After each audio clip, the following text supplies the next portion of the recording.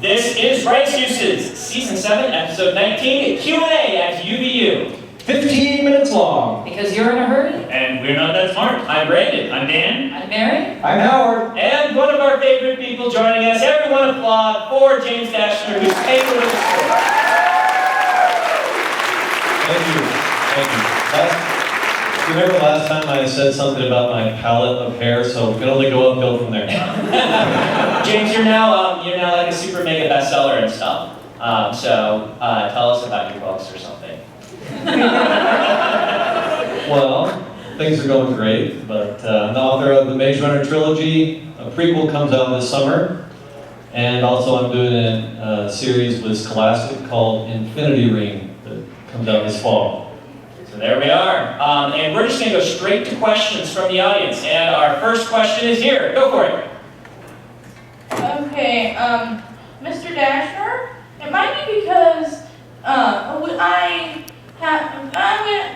we have an advanced reader copy of the first 13th reality book, but the rest felt significantly different. Why is that? Interesting. That's a good question. Why do books in a series become different as they go along? Well, I think your characters grow, your stories might get darker, the stakes might get higher and higher, and also you grow as a writer because obviously your books are coming out, you're writing more books, and you get better and better. So maybe that's why. Nah, it's because he got too important and he just hired some person in the Philippines to start churning his books out of the basement. I decided not to wait till I die. I have Brandon Sanderson finish my books for me.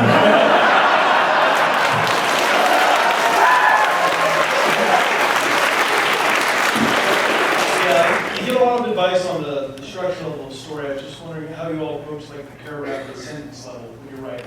Oh, that's an excellent question. It's not one that we really cover. Paragraph by paragraph, how do you cover doing that right?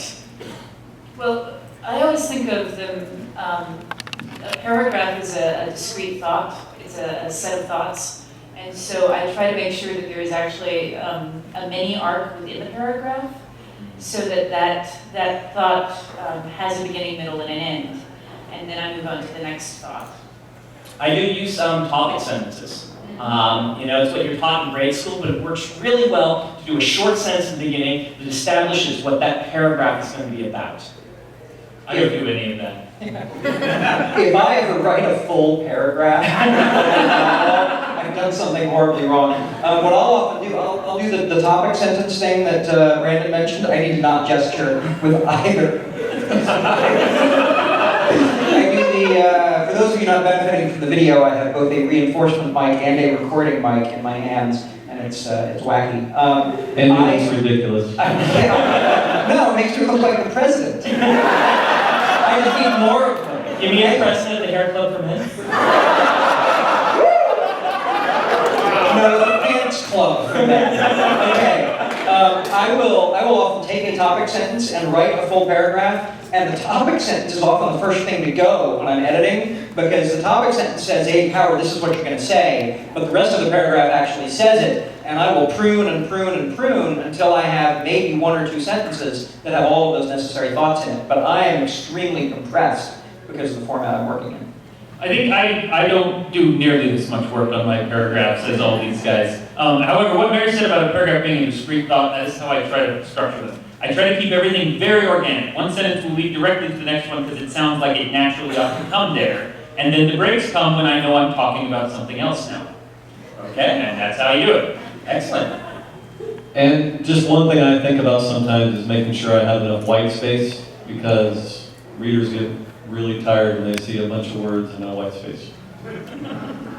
Although Obviously, you don't write epic fantasy. I was going to say that is a fashion thing. Yes. Well, I write for younger readers. Yes. Well, with your trilogy coming out and an upcoming, or with your trilogy out and an upcoming prequel, right? I'm just wondering, more in a broader sense, where does your prequel start coming into your mind as far as during this journey of writing a trilogy?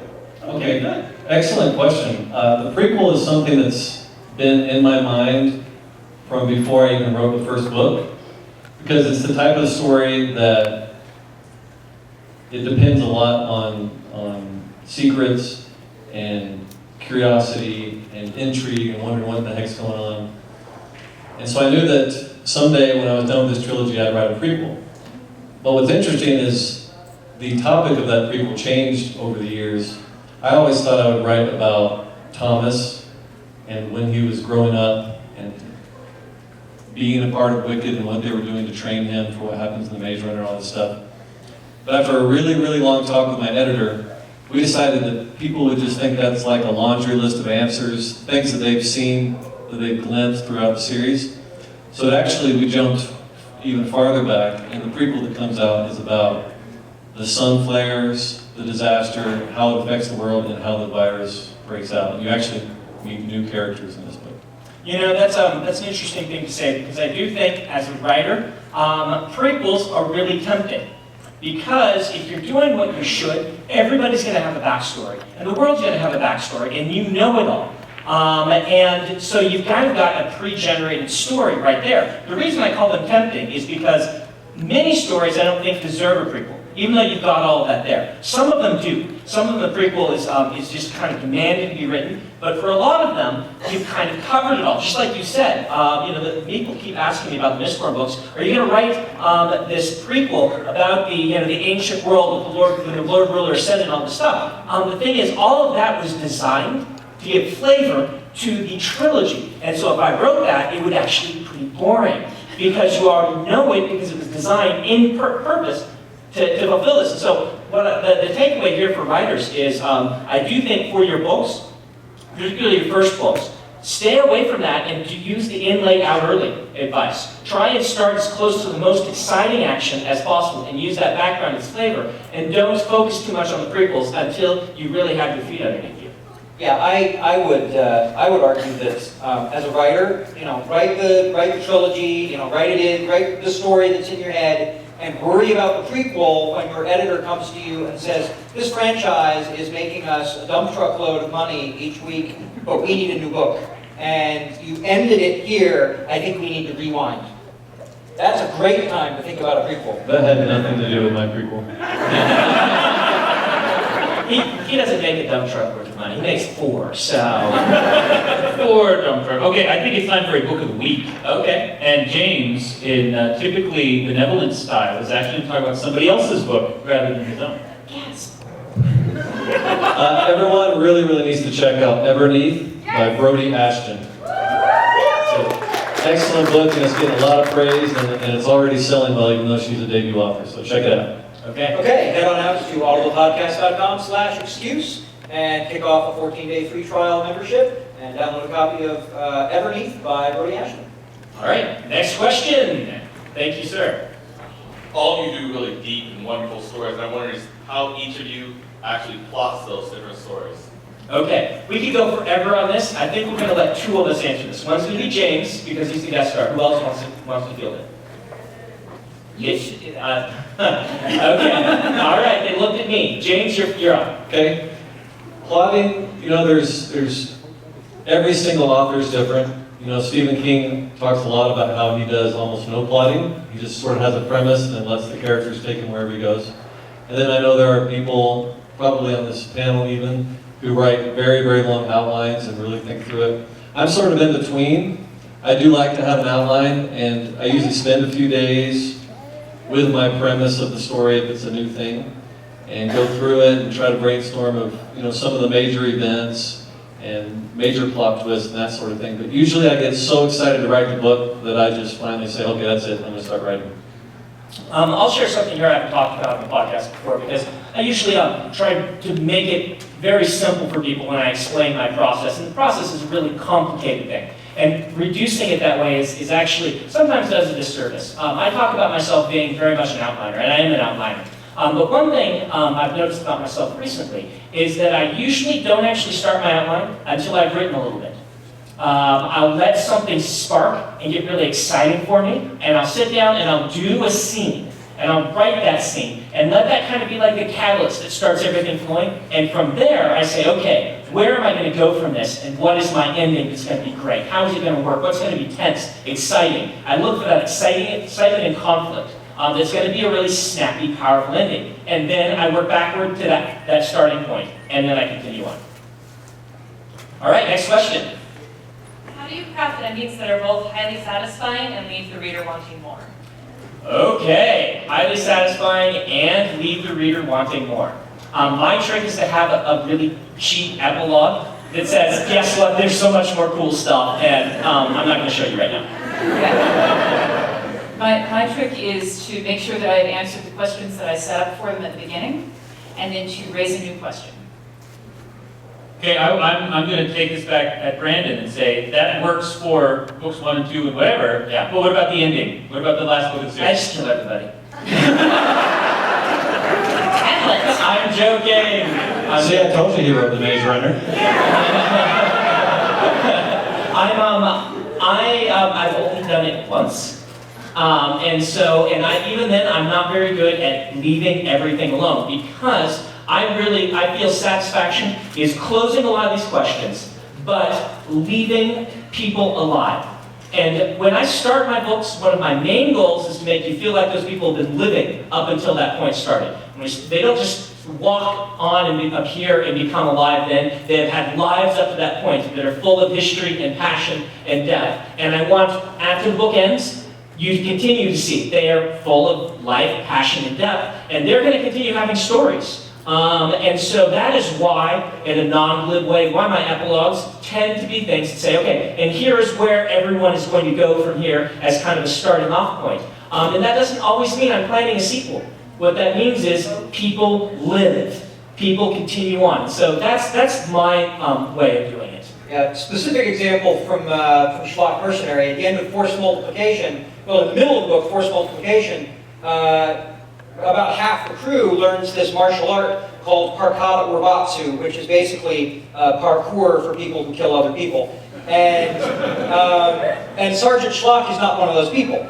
Okay, he's off someplace else. At the end of that book, we have one panel where they're all receiving Parkata Urbatsu training, and Shodan says to somebody else, "Can you please help me unteach Sergeant Schlock what we've just taught him?" And we see him bouncing through the crowd, being better at it than anybody else. Well, it was a very satisfying ending to the book because, hey, he finally got the toy that everybody else got. And people looked at that panel and said, oh, I want to see him use that in the fight. When's he going to use that in the fight? He's going to use that in the next book. All right, thank you very much. We're going to do one more question. So the rest of you get to be in line for our next Q&A session. You get to start, okay? And we'll get to yours next. So last question for this edition. What do you do when you have a really compelling and convincing villain? How do you keep them from completely taking over the book? Oh, good question. Good question. Oh, that we should all have such problems. A villain who's compelling enough to take over the whole book? I love that. That means the hero needs to step it up. Yeah. That's what I was going to say. Yeah. If your villain is that good and your hero's crappy, then yeah, the villain needs to win. But One cool trick is to make the villain the main character's father.